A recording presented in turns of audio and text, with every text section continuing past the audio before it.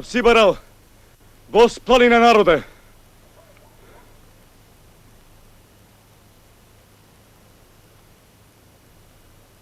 Ние израснавме народе. И сега 9 планини не ни стасуваат. Нови планини и нови полиња нека носи револуцијата. За да ги копаме. Нам една планина не ни стасува. Значи не седели народ од планина? Не седели гранка од корен. А планината? Зар не ви е жал да ја дадеме планината? А? Зар не ви е жал да ја дадеме планината? Народе! Зар не ви е жал да ја дадеме планината? Да живее Вујко Стамат! Да живее! Да живее револуцијата! Да живее!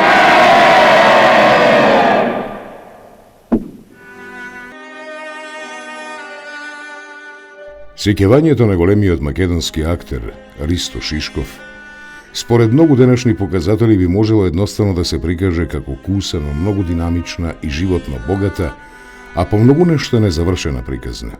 По неговата смрт во 1986 година не се пишувало многу. Објавени се неколку текстови и 2 монографии со ист наслов – Шишков, посветени на неговиот живот и творештво, една во 1999 година од новинарот Гоце Ристовски, а другата од театрологот Јелена Лужина, која се јавува како прередувач на монографијата. Во Струмица е покренат театарски фестивал кој на почетокот го носи името Денови на Ристо Шишков, за подоцна да прерасне во фестивал на камерен театар Ристо Шишков Струмица. Ристо Шишков, тоа беше еден умен човек, одличен ученик во она вистинска смисла на зборот. Човек кој сакаше да се експонира насекаде, во смисла на тоа дека од тие најмладите одреди младински, пионерски и така натака. Ристо го запознав тогаш како ученик во гимназијата Славчо Стоменски во Штип. Тоа наше пријателство остана долги низ години, се до последните денови од неговиот живот. Како личност, еден крајно искрен човек, интелектуално високо набиен, би рекол, барем во она време кога бевме уште дете, кога практички се надградувавме. Од ненадеж реши да студира глума, иако се подготвуваше всушност за атомска физика. Значи, се си мислев дека да се одредеше за науката, а за не за уметноста. Тој ќе беше сега еден 80 годишен научник, кој ќе работи можеби на Винча и така натака. Но уметноста е нешто друго. И тој студираше, реков, на Белградската академија. Веднаш беше забележен како потенцијален актер кој може да биде член на Југословенско драмско позориште, што е ретка, нели, состојба. И всушност неколку улоги ја одигра во тој театар уште како студент.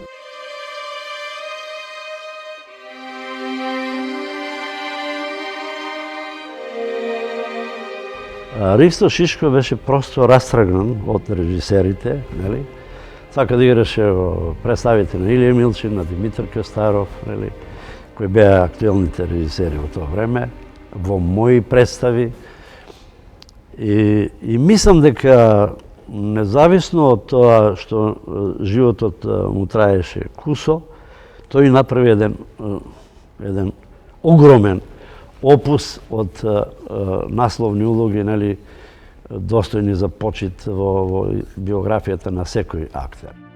Актерот Ристо Шишков е дел од македонската историја. Тој е еден од носечките столбови на македонскиот театар. Затоа совршенство секогаш ќе има убави зборови. И тоа оправдани и подкрепени со несоборливи факти. На времето, не знам дали ви е познато, тој бил задржан и во Југословенско драмско позориште, но Шишков, како што си беше, не, јас ќе одам во Македонија. Шишков дојде во Македонскиот народен театар кога му беше најпотребен на театарот.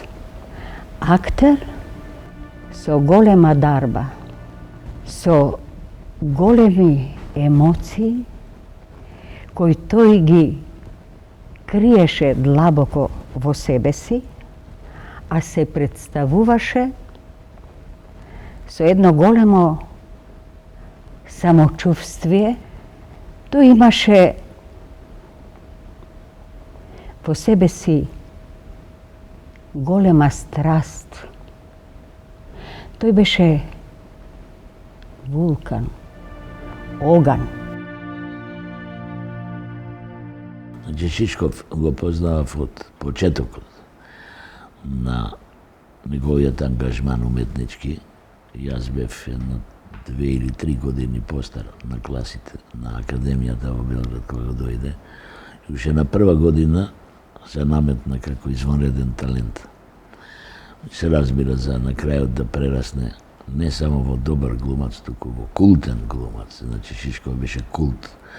И треба да се каже дека беше македонски култ. Ако им ја земете на селаните, од колективното дело нема да се види ништо. И секе личи на предавство. Ете тоа можам да ти речем. Но што се случува кај вас? Се случува во врска со планината. Реакцијата просто се моли да им ја земете на селаните и да му ја дадете на комбинатот.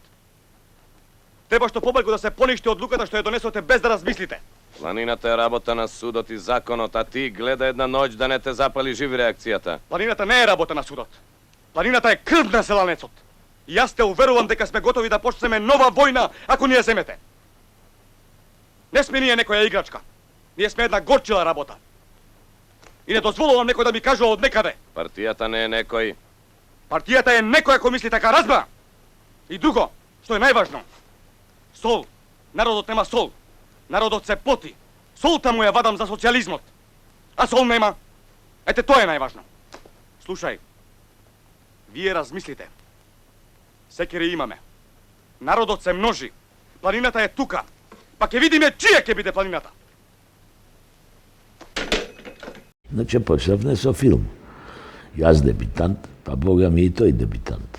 Со планината на гневот. Во тој филм се разоткривме еден на друг до крај. Има неколку секвенции во тој филм каде што Шишков на вистина своите бели дробови, својот джигер, својот ум го става пред камера, го раствара, се гледа како човекот се раствара во ролјата и тоа е фантастично. Но тогаш уште го немаше направено тој испад и доби награда на Нишкиот фестивал и тоа му е единствена награда на југословенска конкуренција. На времето сигурно најдобар актер на Европа. Тој беше еден од ретките актери што се појавило на нашето глумиште. Кога се вели голем актер, тогаш на вистина се мисли голем. Во една прилика господинот Джувалековски рече: Господе, па ово е поталентиран и од мене. Джувалековски, кој беше на вистина голем актер, да го признае тоа беше малку необично. Јас, сега ми паѓа неговата креација за Едисонце на Исак Бабел, како Мендель Крек. Шишко беше 35-6 години, играше старец и кој на сцената пред очите на гледачите се претвараше во 100 годишен старец. Значи, сакам да кажем, да дојдам некако до идејата да пронајдам систем во артизмот на Ристо Шишков. Значи, Шишков бараше еден собствен систем. Тој беше дисциплиниран, доаѓаше на проби подготвен и не сакаше, воопшто не сакаше импровизација. Ристо ја имаше таа голема дарба да ја плени публиката, да ја земе под своје, да ја води 2 часа и потоа наеднаш, кога ќе заврши представата, да експлодира гледалиштето. Беше голем професионалец. Секогаш во представите кои почнува во 19:30, веќе во 18 беше облечен во костимот за ролата. Инаку, да кажам дека тој беше пресензитивна личност кој сите своји улоги ги доживуваше некако низ себе на свој, како да му се случуваат нему. Толку се вживуваше во нив што често човек не можеше да знае што е игра, а што е симулакрум на некоја нова реалност што живее во него. Мислам дека сите улоги кои сум имал прилика да ги гледам, као да беа створени за него, нели?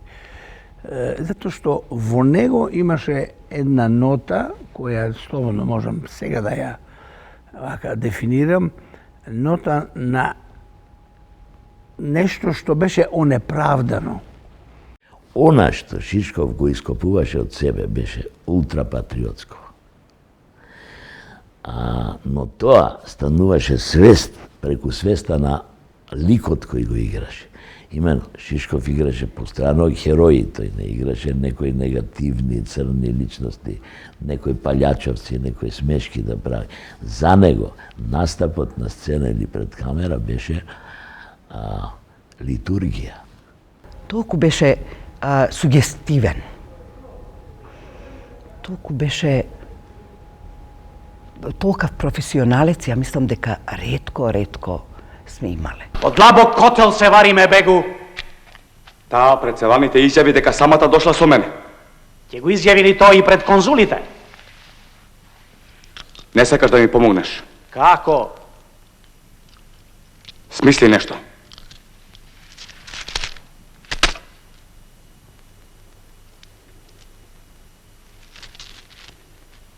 Многу пати знаевме да седиме во бифе и да разговараме околу тоа како го постигнува тоа во себе, тој механизам, од каде му е пред се запаметење на текстот и на совладување на улогата уште од некоја трета, четврта проба. Тој тогаш рече, тоа го носиш или не го носиш.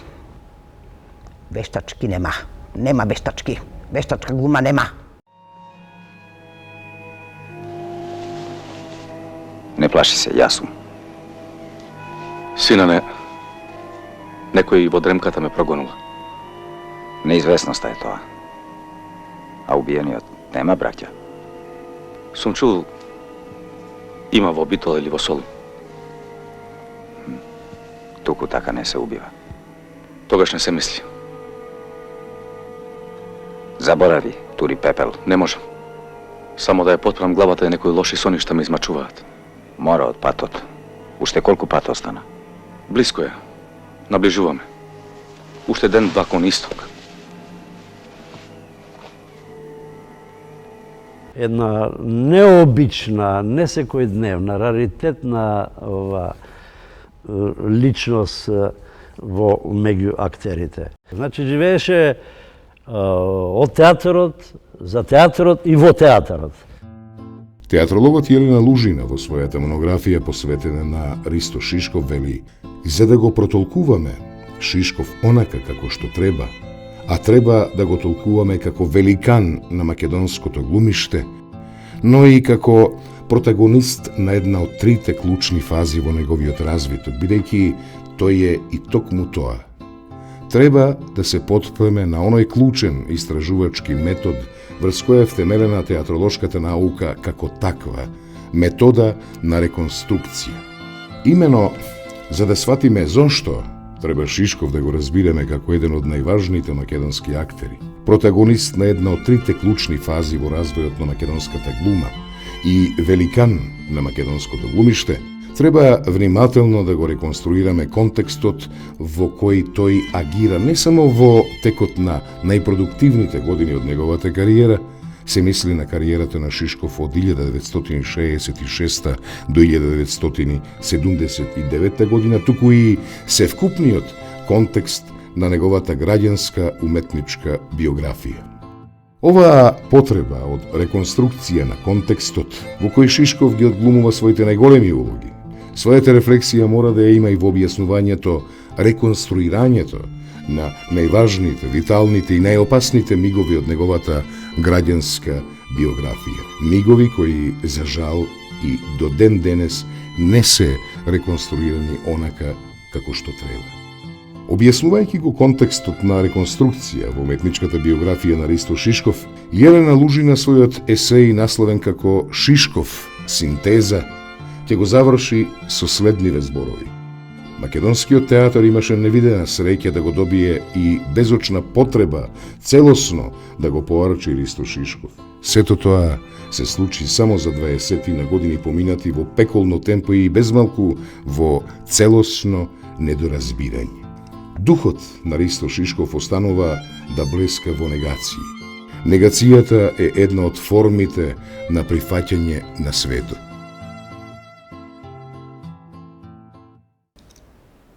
Наравно, Пито Гуле го игра исто генијално, ама задно тој беше тоа. Тој беше тој генетски код на македонец кој е субсумиран како непокор. И непокорот негов направи од филмот малку подлабока една приказка, отколку што самата приказка беше длабока. Значи, тоа беше неверојатен. И тука требаше да има признание, но парадоксот си работеше. Разумот е само лушпа. Друго е животот. Ти не си го обидел злото одблизу. Затоа така зборуваш. 8 години ми скокаа стаурци в лице во мрачната келија во Персија. И сега смртта ми изеда многу поубава од сето тоа. Јас да ти забранувам да умреш. Но за да ја продолжиш борбата, треба да останеш жив. Ако е можно. А ако не е можно? Можно е. Зашто целта што ни ја наложува општото дело е појака од нас. Ниједна цел не може да биде поголема од човекот. Околу ројата на Пито Гули, таму има две тези во тој филм. Едната е теза на едниот, другата на другиот, тоа се два прототипа македонски. Едниот вели да отстапиме, да останеме живи. Нели? Карев, да останеме живи за народот, да можеме да го штитиме, а Пито вели не, треба да загиниме. Подобро ќе го штитиме народот ако има идеал на загинати херои во себе, отколку живи. И то се две тези философски. Разгледувајќи ги тие тези, што значи татковината? Шишков во еден момент ќе рече, ние немаме татковина, бе. Немој ти мене да ми кажуваш. Ние немаме татко, имаме очув. И со тоа се ми каже. Значи, во Југославија ние немавме татко, имавме очув. И тоа беше една чудесна ситуација, една од многуте ситуации во која избиваше креативна варница. Не е тоа така паднато од небо, така да игра.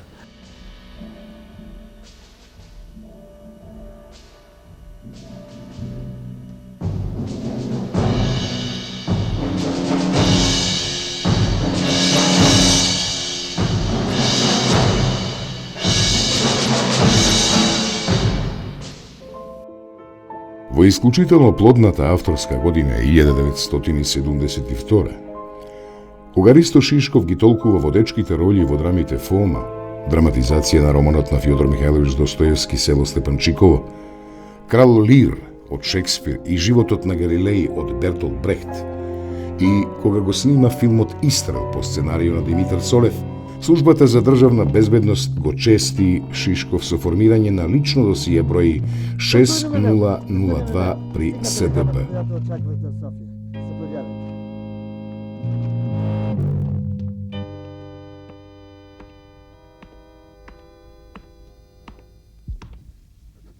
Бягайте!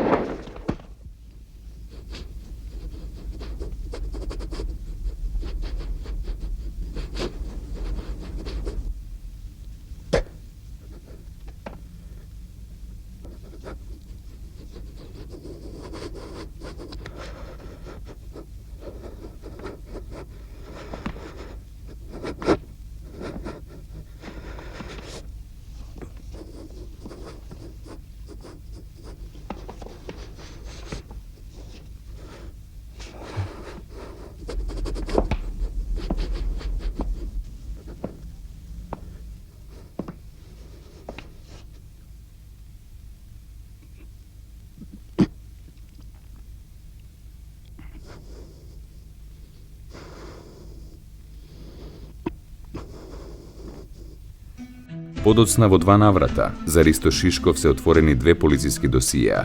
Во 1975 година под број 6407, а со псевдоним Табакера, и во 1980 година под број 6596 со псевдоним Табакера 2. Еве дел од раководството на Социјалистичка република Македонија. Благоја Талески, председател на собранието во периодот од мај 1974 до мај 1982 година. Ангел Чемерски, председател на Централниот комитет на Сојузот на комунистите на Македонија во периодот од март 1969 до мај 1982 година. Благој Попов, председател на Извршниот совет на собранието на Социјалистичка република Македонија во периодот од април 1978 до април 1982 година.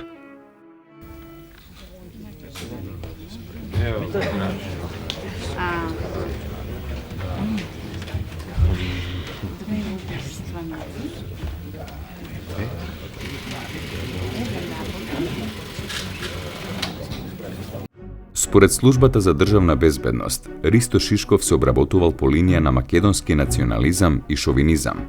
И тој како државен непријател се јавувал како припадник на категориите шовинист, сепаратист и хегемонист.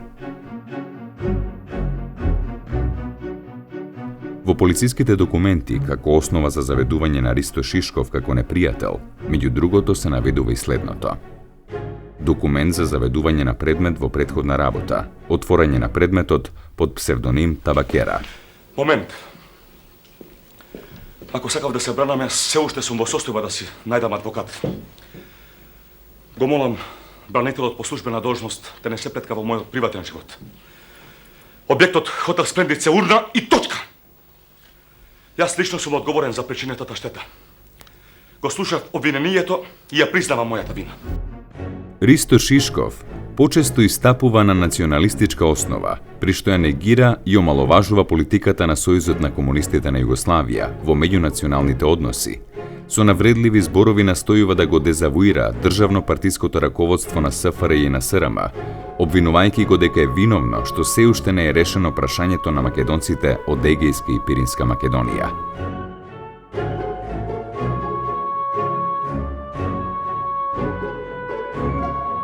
На јавни места со најгруби и навредливи зборови се нафрла на личноста на другарот Тито, кого го смета за главен виновник за тоа што демократското движење во Егејска Македонија не успеало.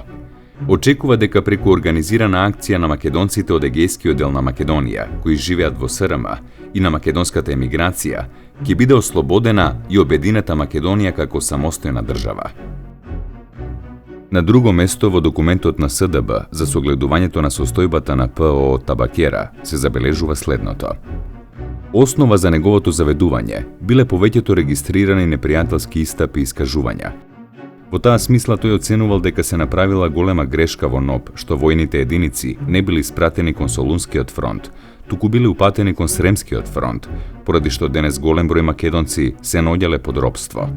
Исто така, според него, денес многу малку се посветувало внимание на положбата на македонската националност во Грција, за разлика од положбата на словенците и на хрватите во Корушка, зашто го обвинува државното и политичкото раководство. Со голема скепса и антипатија гледа на општественото самоуправување и на економските односи во нашата земја, тврдејќи дека водат кон анархизам, кој раѓал спротивности и економска нестабилност. Во 1974 година, пред да го отвори досието Табакера, СДБ изготвува план за преземање на оперативни и други мерки за оперативна обработка на Ристо Шишков. Овој пат сметам дека обработката на Шишков треба да го опфати елементот пластика 4, односно сите експлозии, повеќе во смисла на тоа дека тој би можел да биде организатор. Елементот пластика 4 е кодно име на акцијата на СДБ, насочена кон откривањето на сериите експлозии кои во тоа време се случуваат во Скопје. Сосема е јасно дека СДБ има голема желба Ристо Шишков да го спои со овие активности. Планот на СДБ за преземање мерки кон Шишков содржи 18 мерки кои мора да се преземат. Ке наведеме неколку од нив. Разговор со неговата сопруга, Ке се опфатат прашања за нивниот живот, проблеми, причини за судирите, мерки што ги преземал тој кон неа, кој му помагал во тоа. Проверка на неговите односи и врски во МНТ, издвојување на врските на оние со кои е во судир, прибирање на податоци и документирање на неговите непријателски истапи. Врски на Шишко во странство, посебно во Австралија и во Канада, издвојување на поинтересните и нивна обработка. Кон Шишков и некои врски да се применува мерката следење. Ке се даде предлог за примена против Ристо Шишков на оперативно-техничките мерки Радига и Полок, прислушување, отворање на поштенските пратки и конспиративни претреси.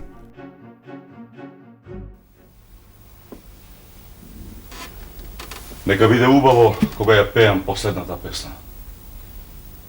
Нека биде ден. Сакам со обете нозе да стојам и да пеам. Сакам со отворени очи да гледам горе и да пеам. Сакам ветровите да ми го обвијат телото, сакам сонце да ме облева и целиот свет да пее со мене. Нека биде убаво кога ќе ме убиеш од ти што ја даваш светлината. Нека биде ден кога ја пеам последната песна. Кој го кодошеше Ристо Шишков? Службата ги делела на оперативни врски и пријателски врски. Сите тие, без разлика дали кодошеле за услуги, за позиции, од страв, за пари или едноставно од нетрпение и завист кон Ристо Шишков, активно учествувале во формувањето на неговото полициско досие, а со тоа и индиректно во уништувањето на неговиот живот. Голем број од нив се уште се тука. Некои од нив и учествуваат на манифестациите во негова чест и добро се запознати со вистинската судбина на Ристо Шишков. Кога ќе го гледаат овој филм, сигурно ќе се препознаат и можеби ќе се запрашаат зошто го правеле тоа. Особено треба да размислат оние кои му биле пријатели или најблиски колеги, оние кои службата ги заштитувала како пријателски врски.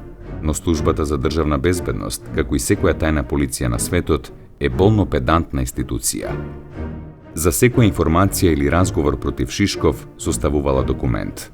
Па така имаме докази за изјавите на врвните театарски авторитети, дадени пред инспектори на СДБ и на големите културни авторитети на државата во тоа време, кои со истенчена безбедносна рефлексија даваат информации за Шишков и за настаните околу него. За попластична илустрација на споменатиот контекст, ќе отвориме неколку псевдоними кои учествувале во оваа подла игра.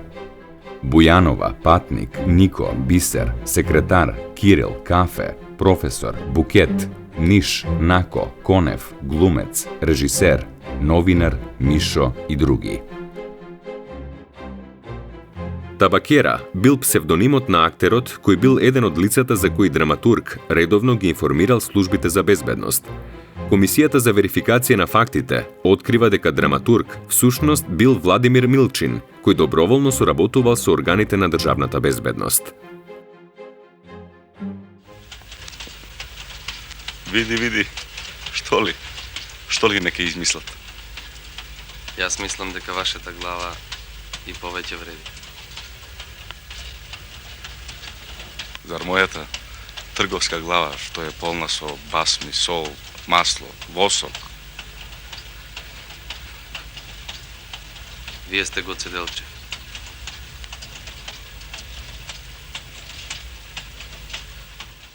Тој имаше голем револт во себе. И во тој револт гореше самиот. Јас имам објаснување, преска се ви кажав. Амигдалата негова беше воспалена нон-стоп. И она му ги правеше сите други гестикулации, моторички акции, говорни акции. Јас имам се. Имав и премногу. Луѓето ми завидуваа на големиот удобен стан, од кој ги истарав сопствените родители. На прекрасната вила со базен во кој се капе не знам кој. На Мерцедесот со кој се вози жена ми. Со не знам кој и не знам каде. На големиот телевизор во боја што им служи на соседите. На телефонот што ми ги кине нервите. На црниот костум, на белиот костум, на машинката за бричење ми завидуваа. Прости, но на човека еден ден ќе му преврија и тогаш му е доста. Еве неколку грозотии од таа обработка. Уредник на ТВ Скопје, документирано. Тој е највулгарен бандит и непријател на нашата земја, кој не бира зборови и навреди за се што треба да ни е светиња, почнувајќи од државата па до највисоките раководители. Финансиски директор на една издавачка куќа, документиран разговор. Тој е најмрсниот бандит и непријател што јас го знам. Тој ни 24 часа немаше да постои ако на него се гледаше како што гледаме ние постарите, па 100 пати нека биде тој голем уметник. Актер, еден од легендите на македонското глумиште, документиран разговор со инспектор на СДБ. Не сакам ниту името некој да му го спомене во мое присуство. Џабе што е тој талентиран, но тој е најобичен бандит и непријател, кој навредува се што би требало да се почитува и да се цени. Почнувајќи од државата, самоуправувањето и нашите највисоки државни и партиски раководители. Актер, документиран разговор со инспектор на СДБ. При следната негова навреда, на која било личност, на самоуправувањето и на државата, јас лично ќе го убијам. Тој е бандит и непријател на нашата земја. Тој е непријателски платеник за да врши провокации, да ја навредува нашата земја и највисоките раководители. Директор, кажано во информација до политичките структури по инцидентот на снимањето на филмот Води во струга. Со ништо не може да се оправда фактот дека Ристо Шишков нанесувал тешки и со ништо оправдани навреди на председателот на Републиката Тито. Кога беше обвинет за некакви политики и задкулисни политички игри, за кое може се да се каже за него, можам да речам слободно дека тој од политика немаше блага врска, нити кога и да е, таа му беше во свеста присутна. Единствено на кое што јас сум бил лично присутен беше неговата секогаш незгасната болка за својата Македонија. Оваа Македонија, но и делот од кој што потекнуваше тој. Па во една пригода во Букет ја извади личната карта на која пишуваше каде е роден, во кое село и Република Грција. И тогаш побеснуваше, јас грк ли сум, што сум? Неверојатно му тежеше проблемот со Егејска Македонија. Неверојатно. И мислам дека самиот се уништи баш поради тоа. Се тоа нема врска со политика, тоа има врска со сечија потрага по собствениот идентитет, по архетипското, по несвесното во себе, по своите корења. Многу податлив и веруваше на луѓето. Беше гласноговорник, можеби на еден Чинго, на Бранкова Рошлија, на Ганец Дорович, он беше гласноговорник. Од тие што не можеа да го кажат вака јавно, бе на функции, го кажуваше Шишков. Девизата на Шишков беше, сега ми паѓа на ум, една реченица на Наполеон, која гласи вака: 100 души кои говорат прават повеќе грмеж од 2 милиони кои молчат. Значи, он говореше, и то говореше громко, и од сцена, и зад сцена, и меѓу сцена, и така натаму. А режимот, да бидеме отворени, режимот во нашата бивша татковина беше еден нечовечки режим кој сакаше да се представи со човечки лик. Социализам со човечки лик, тоа ви е плеоназам, тоа ви е контрадиктио на диектот, тоа не може да види, затоа што не е тоа човечки режим, затоа што тие режими не водат сметка за основните човекови права. Според тоа, тој беше една зверка во кавезот. Тој не бараше да биде лидер, не бараше да ја води нацијата. И тоа, она што му тееше на душа, сакаше да го каже. Не е така како што мислите вие. Има и друг дел од играта. Ристо беше жртва на неколкумина своји така наречени пријатели, кои што го злоупотребуваа, немајќи храброст да го кажат она што Ристо го кажуваше во нивно име, а во исто време и него не мислеше. Така да нему му се налепија етикети тогаш дека е националист, па поради тоа и страдаше. што не беше. Не беше затоа што јас можам да го кажем тоа, јас со него сум поминал најмалце 10 играни филма и не знам колку театарски представи, колку ТВ драми и серии. И лично не можам да кажам ни еден лош збор за него. Како за човек, како за личност, а за актер да не говориме. Мислам, имавме сосема коректни односи. Шиле е жртва на неговите пријатели. Едно се процесите и тоа е најтажната работа. И работа која што не се простува.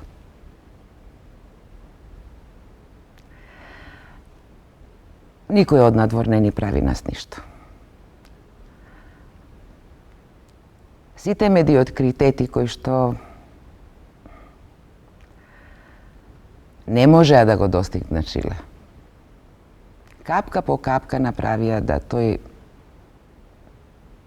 едноставно настрада. А он дозволи, мене учејки ме како да обстојам со цврстина, он попушти да го натера да се самоубива. Па по-фер беше да го отепат, отколку да го терат цено да се самоубива. Мислам, не е фер, нели? Ефенди Сулеймане, немате никаков издес. Престани со огнот, никој не сме да пука. Животот ќе ви биде простен на сите, Ефенди. Предајте се. Јас сум офицер на султанот. Не се предавам на комити. Вашата чест не ќе биде загубена ако и се предадете на војската на Македонија. Слушај ме, кафеджио. Врати се назад и заборави да бараш живот од турски офицер со голи раце. Една представа која се викаше Кенгурски скок, под текст на Живко Чинго покојниот, кој на многу начини личеше на Шишков. Или може поисправно да се каже Шишков личеше на Чинго, зашто и Чинго беше култен писател и беше, така да се рече, табиетлија човек. Кога Живко Чинго, јас и Шишков дојдовме на една идеја да направиме, речи се, една автобиографска пиеса, специјално за Ристо Шишков, и така се раѓаше Кенгурски скок, во кој Ристо Шишков учествуваше уште за време на пишувањето на пиесата. Имаше нешто, некоја дупла експозиција, би рекол, во таа приказна на Кенгурски скок, кој може би не допре до сите, но кој јас одлично знаев дека под сето тоа што се случуваше на површината, тлееше една, би рекол, вечна тага на еден откорнатик од својата земја, нели, Егејска Македонија. Значи, тој едноставно ја носеше таа во себе си таа тага и им ја поземуваше на ликовите што ги толкуваше. Со таа пиеса, всушност, на некој начин, животот, судбината се поигра со животот на Шишков. Кенгурски скок стана почеток на крајот на неговата животна историја. Имено, таа представа за која со воскит зборуваа наши познати писатели, како Петар Андреевски, Михаил Ренџов и други, кога се појави, таа представа, значи, беше одлично примена од публиката, а и од селекторот на тогашното стерино позорие, и представата замина на фестивалот во Нови Сад. И на стерино позорие брилираше. Шишков успеа да се одржи до крај психофизички на представата и сите мислевме дека конечно тоа е шанса да се рехабилитира, но наградата изостана. И тоа, мислам, дефинитивно го дотолчи, загуби он желба. Сите очекувавме дека серијната награда дефинитивно е негова, заради тоа што имаше таму и наши луѓе, дека брилираше таму на стерино позорие. И пошто не мога да доделија наградата, беше страшно погоден.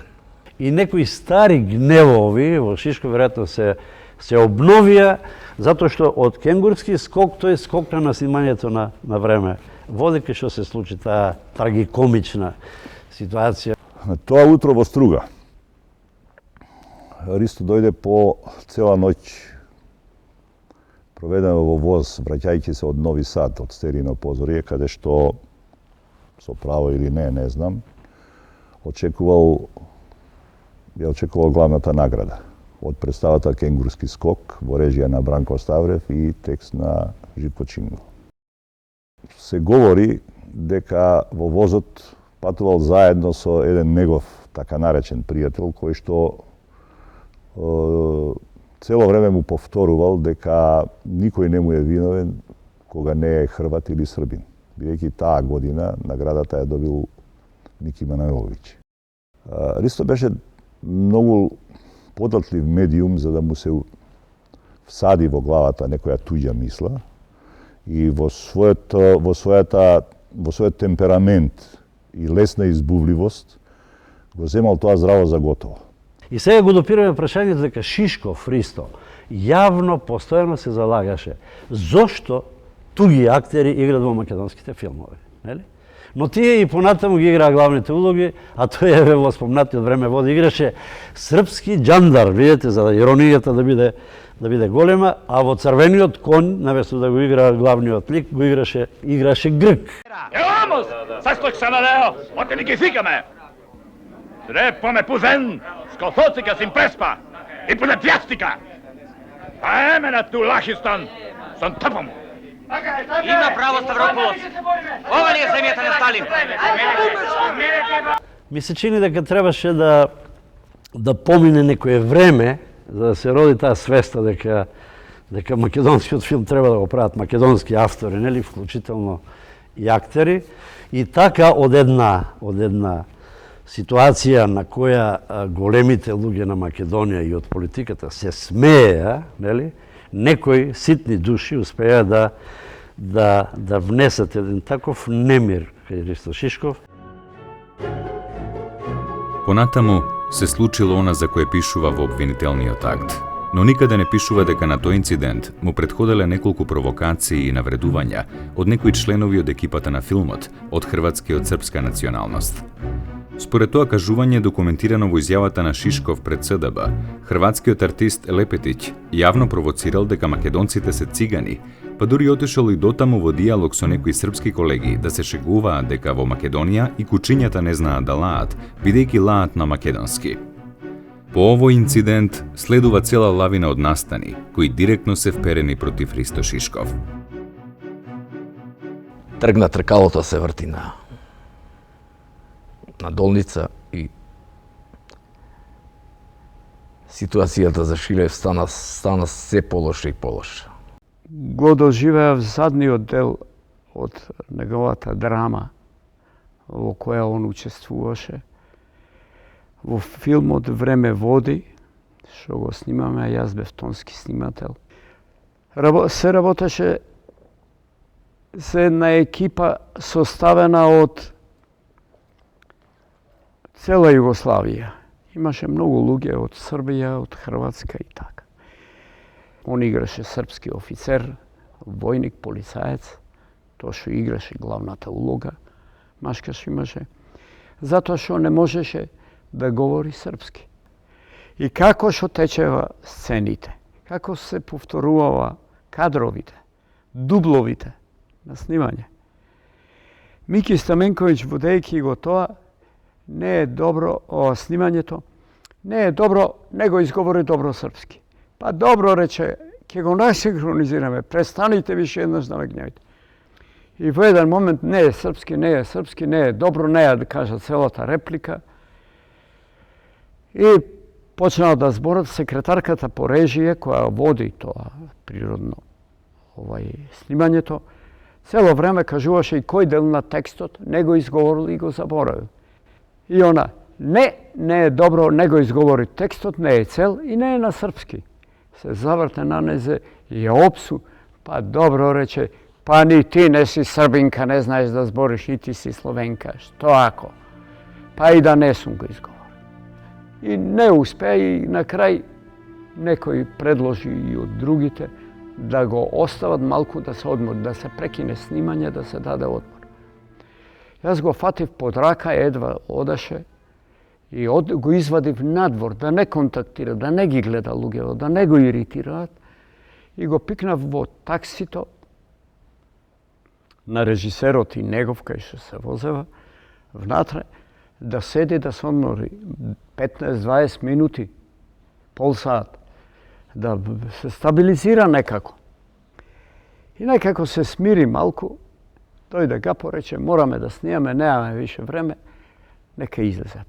Дојдовме на сцена, покуша повторно, уште едно, 2-3 дубла, не е добро, не е српски изговорено и не е целиот текст. Мики Стаменковиќ се заинати тотално. И Гапо на некој изгледа ипак се освести и тој малку. И прекина со снимањето. Го качивме во такси и заминавме во хотелот. Во еден од струшките хотели. Неколку души бевме собрани. И затоа ми е мака што дозволивме еден таков срам.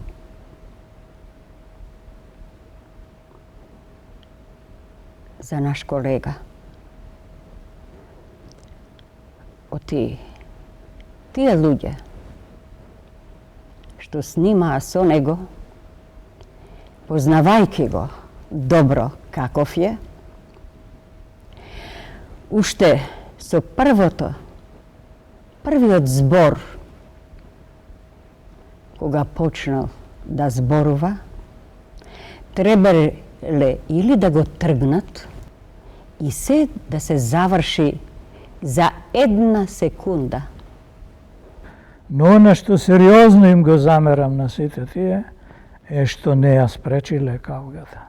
Тие посакале да видат театар автентичен во живо пред нив тогаш и гледале тоа циркус. Актерите кои беа околу него, не сите, беа на некој начин љубоморни на сиот негов талент. И многу ми е жал што на крај Шишков тоа го плати со глава. Тоа беше сепак една богата, длабоко во неја, значи личност во која беше инкорпориран еден револт кој мислам дека го предосетив од што е, веќе многу имавме разговарано, али и токму поради тој револт мислам дека одеше самиот против себе. Голем патриот беше, нажалост се случи оно што се случи. Она што потоа се случуваше беше нељудски и целата екипа на чело со режисерот дојде до заклучок дека подобро е да продолжиме утре дента. Така да ние тргнавме на кај хотел Бисер. Во својот гнев дека е прекинато снимање поради него, Ристо не сакаше да оди да спие и да одмори, седнавме во ресторанот. И тогаш се случи тоа за кое што потоа беше суден, но не осуден. Зашто не треба да заборавиме дека Ристо беше во затвор 4 месеца поради реметење на јавниот ред и мир, а не поради национализам или пцуење на Јосип Броз Тито или Југославија. Снимањето беше прекинато, дојдоа некакви си инспектори утре дента и сите се собравме, си одиме дома, но секој од нас даде изјава. Прилог изјави од лица. Бранко Гапо, Петар Арсовски, Душко Костовски, Ненад Милосављевиќ, Ацо Дуковски, Зоран Младеновиќ, Виолета Шапковска, Алјоша Руси, Благоја Чоревски, Стефан Ацевски, Живадин Ѓорѓевиќ, Штефанија Хрушкар и други. Ацо Дуковски изјави: кога дојдовме на снимањето, претходната сцена не беше завршена, па затоа јас и Шишков отидовме во кафеаната Дрим, каде што се напивме по 3-4 ракии. Потоа, кога влеговме на сцената на снимањето, знам дека настана расправија меѓу Шишков и Бата Маричиќ, така што во еден момент Шишков се обрати према Бата и го опцу. Душко Костовски изјави: За време на снимањето на сцената Ристо Шишков беше во делириум. Тој према поединци се обраќаше со пцовки. Сте дошле да ни го јадете лебот и да земате хонорари.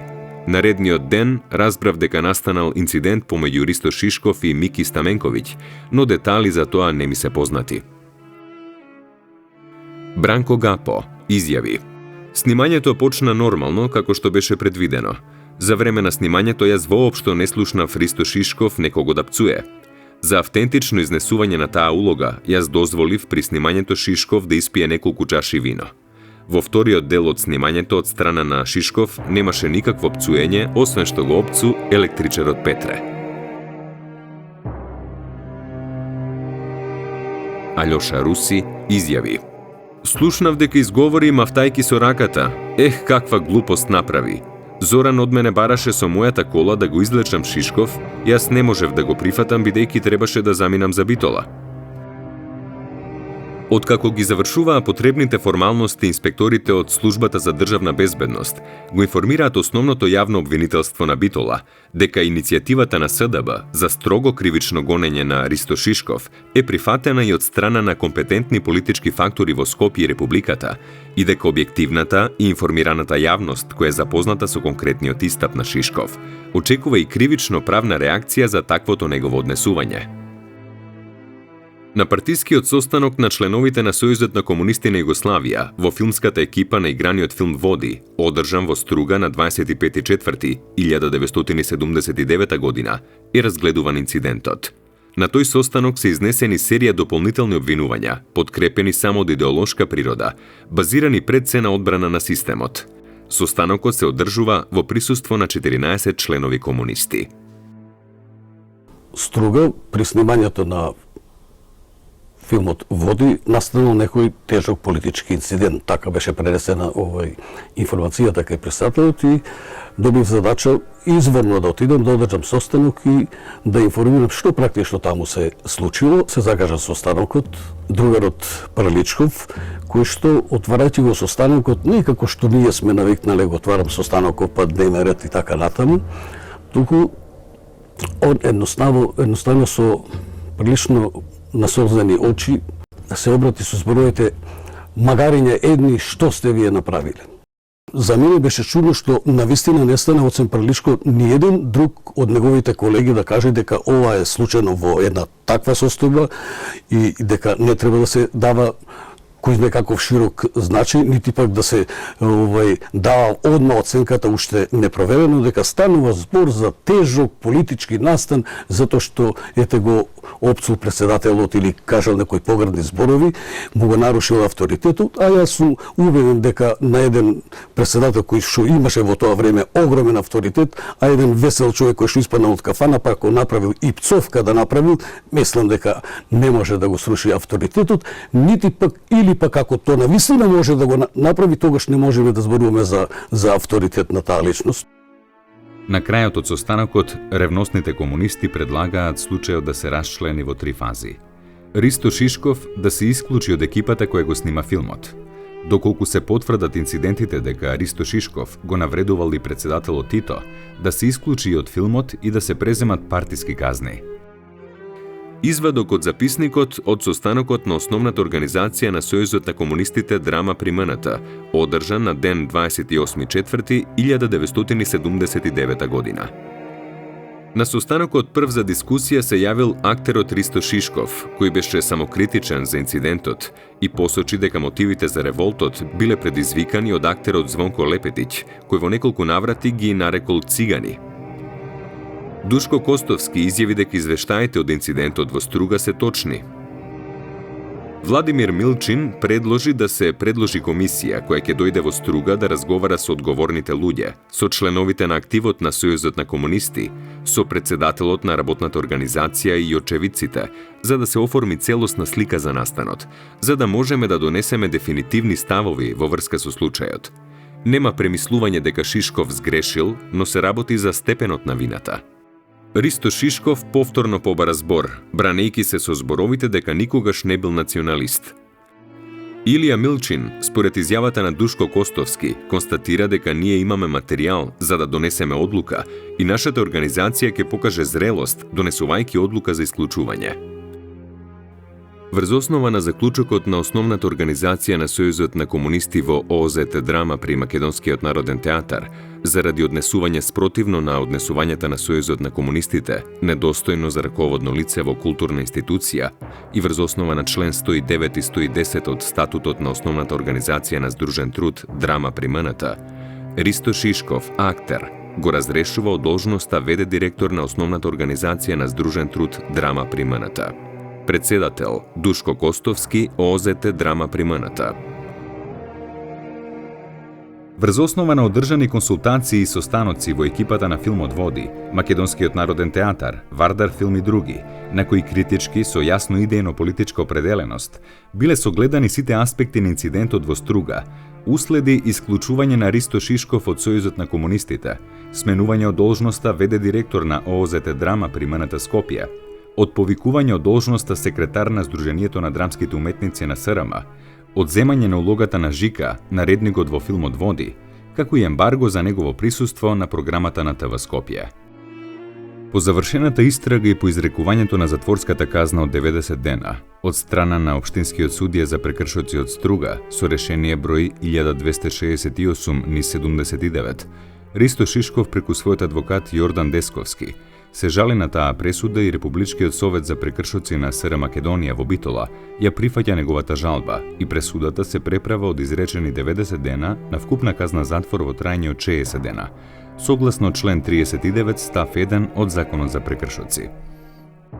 Подоцна Окружниот суд во Битола го осудува обвинетиот Ристо Шишков за кривично дело предизвикување на национална, расна и верска омраза, раздор и нетрпеливост по член 134 став 2 од Казнениот закон на СФРЈ и му изрекува условна осуда за време од 2 години, под услов во тој временски период обвинетиот да не направи ново кривично дело.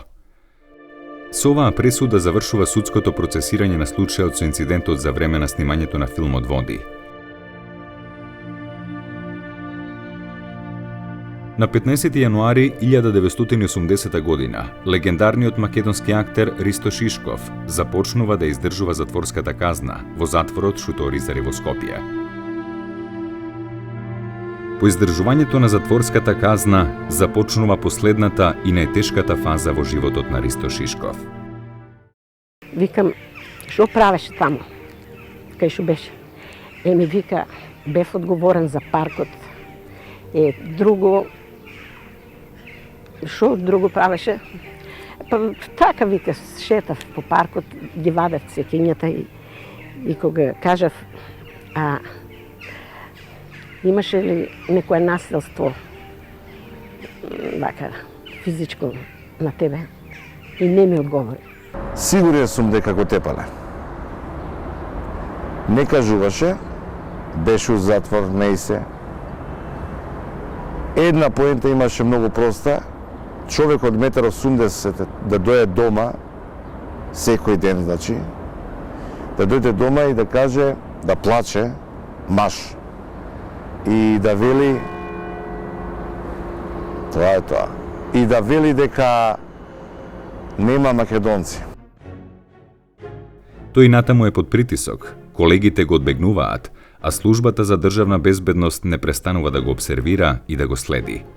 Во една белешка на СДБ од тоа време се вели: за време на издржувањето на казната затвор во трајање од 2 месеца, неговото однесување било мошне коректно и воздржано, без непријателски коментари и истапи за општествено-политичките состојби во нашата република.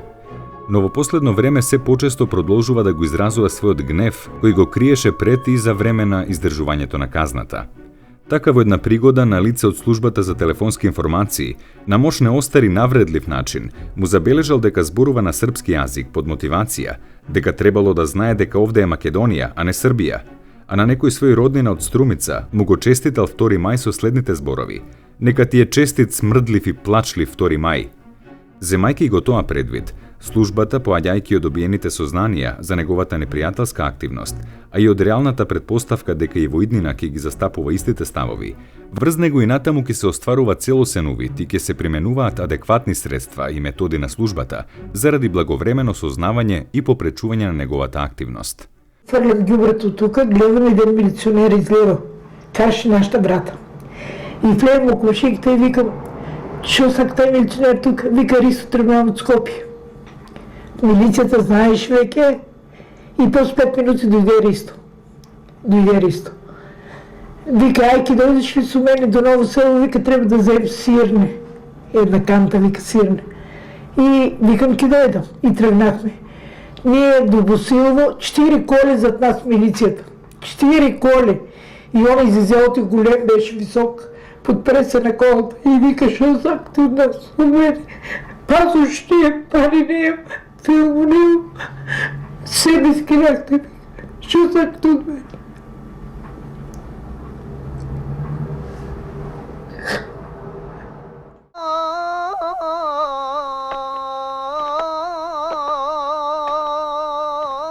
Ке си одиме, синане. Оти не се радуваш. Ке си одиме.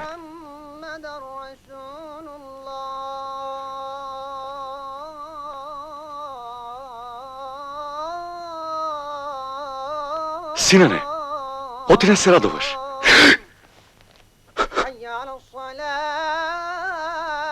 Si nemel sreća da živeš so svojot ubijec, kako so svoj prijatelj. Ti go ubi brat mi, ja s tebe. Sum dal zbor. Da ne moravme da se vratjame, ke go pogazev zborot. Omrazata kako i dosega, ke ja zamenevne so prijateljstvo. I taka na obajcata, ke ni beše polesno stradanjeto.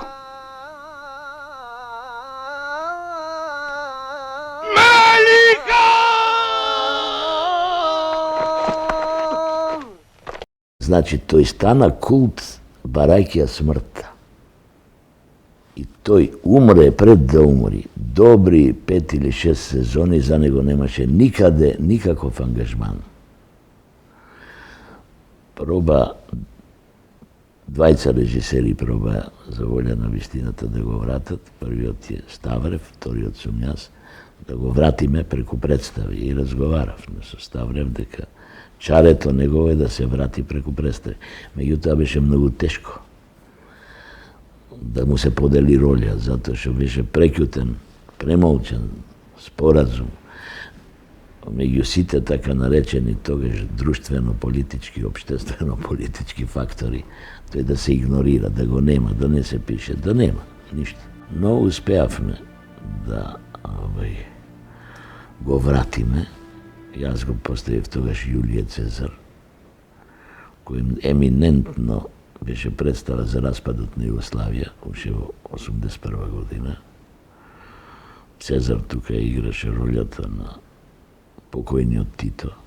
Тогаш пишуваа сите светски вестници дека што му умре Тито, Југославија ќе се распадне. И то беше самата суштина на представата, а Шишков го играше Брут брилјантно. Во известна смисла тој беше Брут.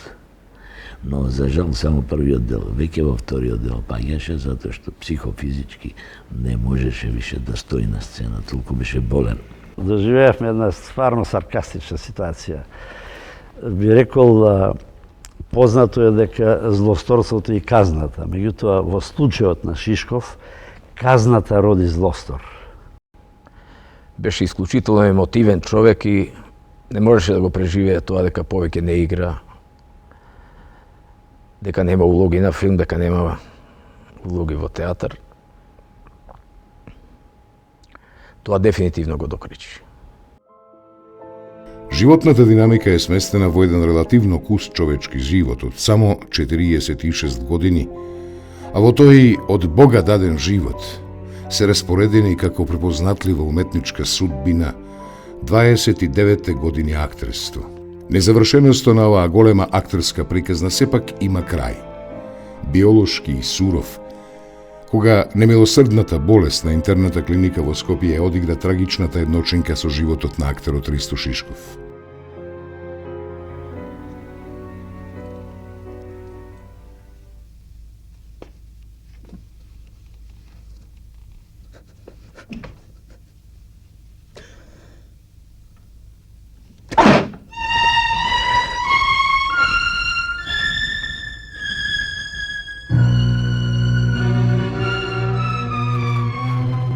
тој човек кога умираше 6 месеца врзан за раце и нозе и многу просто едноставно на крајот само им кажа не секам никој. Кажи да ме одврсат. Кажи им да ме пуштат, да излезам од овдека. Добро, Шишко, ти даваат лекарства. Не сакам ништо, само да ме пуштат да излезам. Таа слика е со Светиев, никогаш нема да ја заборавиме. Што беше. И после кога седнав, искочивме надвор и стоиме сите, тука само не се сеќавам дали Ставрев рече или кој рече да одиме. Зар ние вика чекаме да умре, да одиме. И излеговме од болницата. Последните денови нема да му ги заборавам. И една реченица ја паметам и ќе ја паметам додека сум јас жив. А тоа е, не сум спремен уште да го напуштам овој свет, меѓутоа гледам дека снагата ми издава. Дека болеста е појака од мене.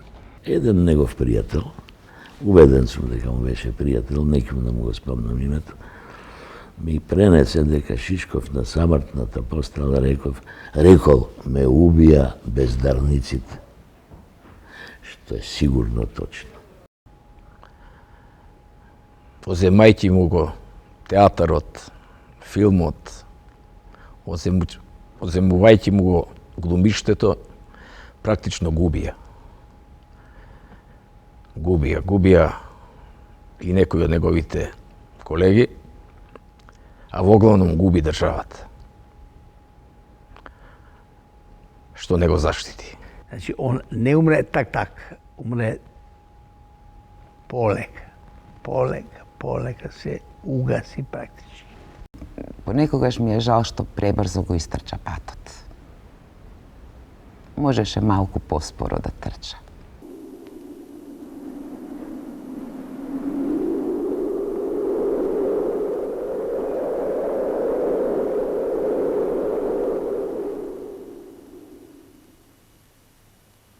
Јас сакав да ја сочувам планината за вас.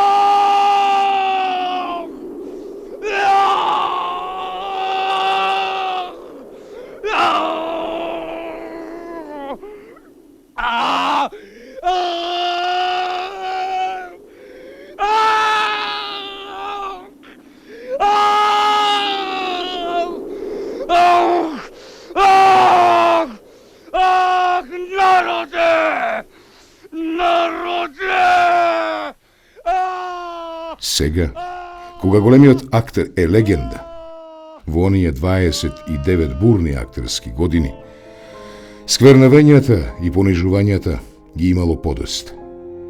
Но и тогаш носителите на тој срам бегаа од актерското мајсторство на великанот. Бегаа од сцената, каде што беше недопирлив, за да го удираат ниско и да го уриваат Ристо Шишко во животот, во семејството, во среќата и обстојувањето. Но и за спротивноста на тоа црнило, за големата љубов на Шишков кон животот, слободата, луѓето, семејството, театарот и уметноста, но пред се за Македонија. Токму тука, на овие свети темели на тешкото македонско постоење, е крајот на недовршената животна приказна на големиот актер Ристо Шишков.